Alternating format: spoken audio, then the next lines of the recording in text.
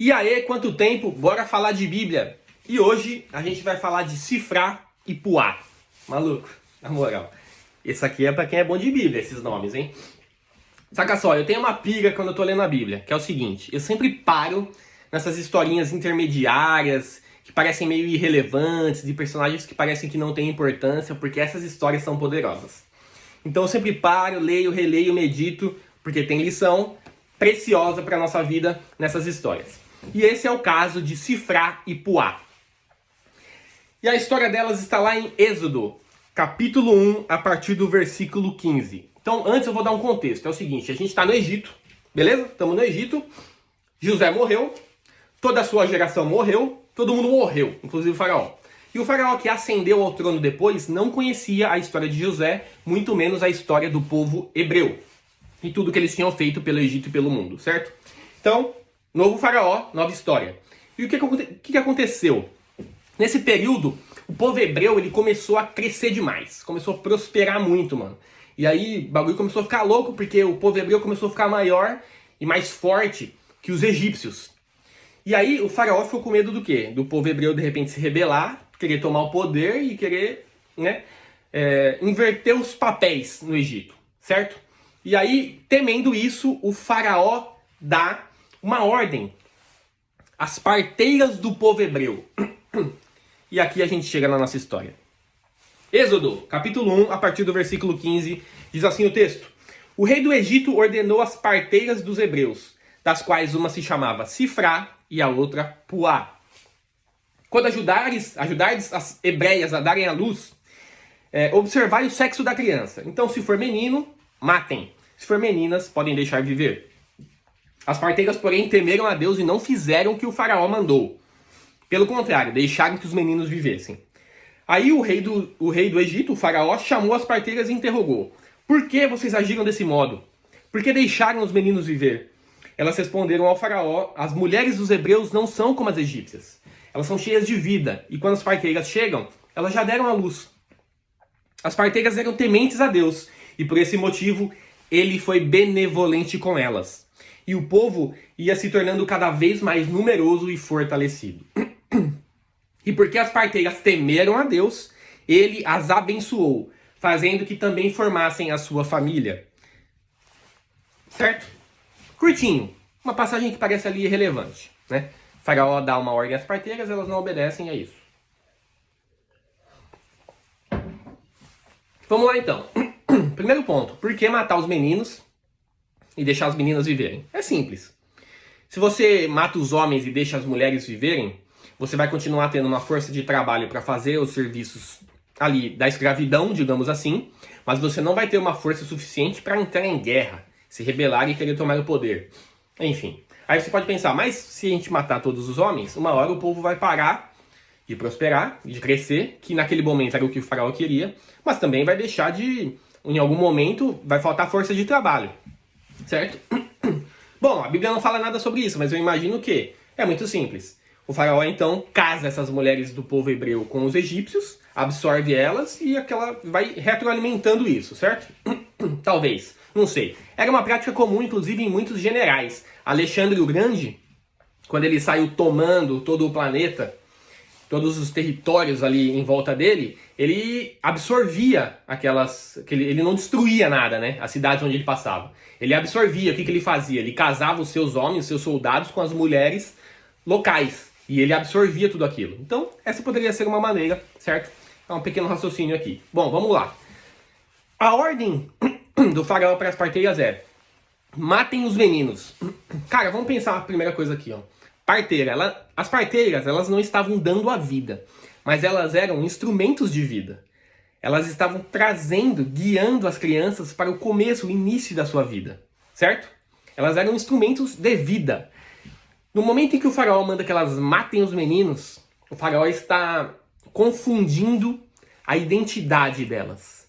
Está invertendo a natureza do que elas foram chamadas para fazer. E isso é o que o inimigo faz na nossa vida. Sacou? Isso é o que o inimigo vai querer fazer, confundir a sua identidade. Então, confundir os valores e princípios da palavra de Deus Se você não mente, ele vai falar, mas por quê? Tá todo mundo mentindo aí pra escapar de uma mentirinha aqui, branca, pra você escapar de uma situação difícil, qual é o problema? Não, mas eu não minto, eu não sou assim. Mas tá todo mundo dando um jeitinho ali pra ganhar mais e tal, por que você não vai lá? Por que só você não? Porque eu não sou assim, eu tenho os valores e os princípios de Deus. Enfim, o primeiro passo do inimigo é ir confundir a sua identidade. Questionar os seus valores e princípios, os valores e princípios da palavra de Deus que você carrega com você. Por que não você, se todo mundo faz? Então, a sua natureza não pode ser confundida, a sua identidade não pode ser confundida pelo inimigo. As parteiras tinham um propósito, trazer as crianças à vida, elas eram instrumentos de vida. E a partir do momento que elas foi exigido delas que elas se transformassem em instrumentos de morte, elas se negaram.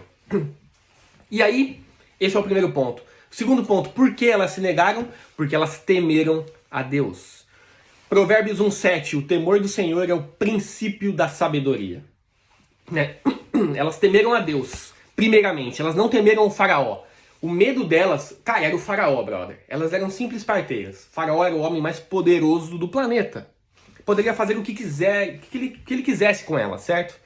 Elas não temeram. Antes do temor a ele, veio o temor a Deus.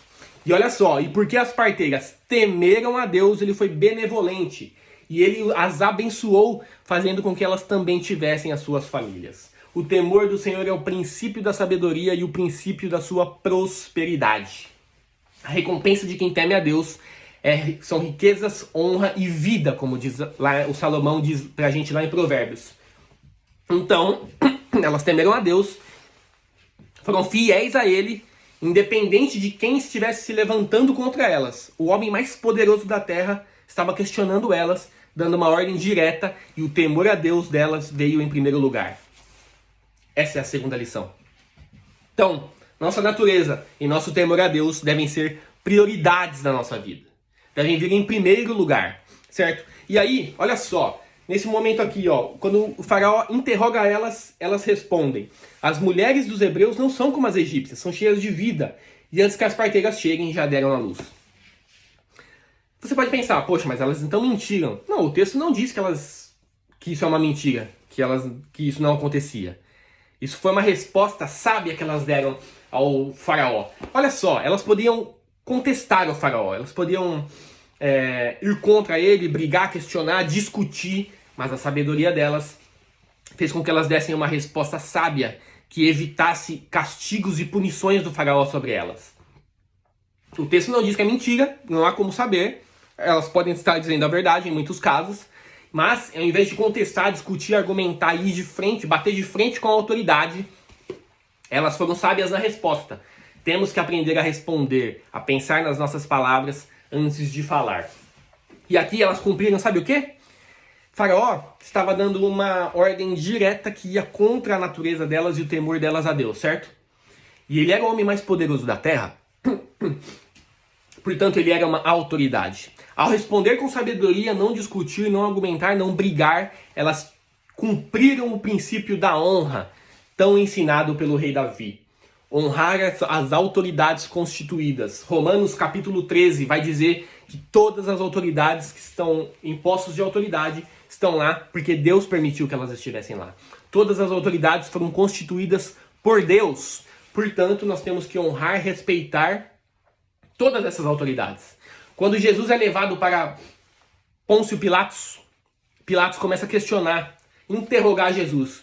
Jesus se nega a responder. Pilatos vira para ele então e fala o quê? Você não sabe quem eu sou?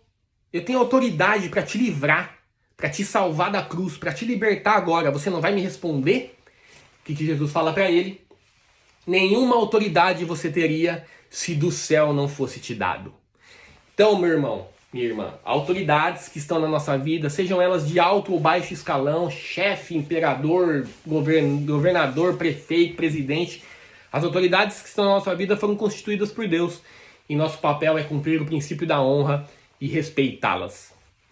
Então, essas foram pequenas lições que eu aprendi na história de Sifrá e Puá. Veja só, humildes parteiras do povo hebreu que muitas vezes a história delas passa despercebido, você lê a Bíblia e é como se fosse irrelevante, e não é. Aprenda a prestar atenção, a meditar na palavra, porque tudo que está na Bíblia está lá por um motivo, tem uma lição para nós poderosa, e nós precisamos estar atentos a isso, certo? Porque se a gente simplesmente lê, não medita, não presta atenção, muitas vezes a gente perde o que o Espírito Santo está tentando nos dizer. Às vezes tentando falar conosco diretamente. E a gente acaba perdendo o que ele tem a nos ensinar e a nos dizer. Aquela lição preciosa daquele momento. Amém? Então, é isso aí. Se você chegou até aqui, muito obrigado. Fiquem com Deus. Deus abençoe poderosamente o dia de vocês. Curte, comenta, compartilha e valeu!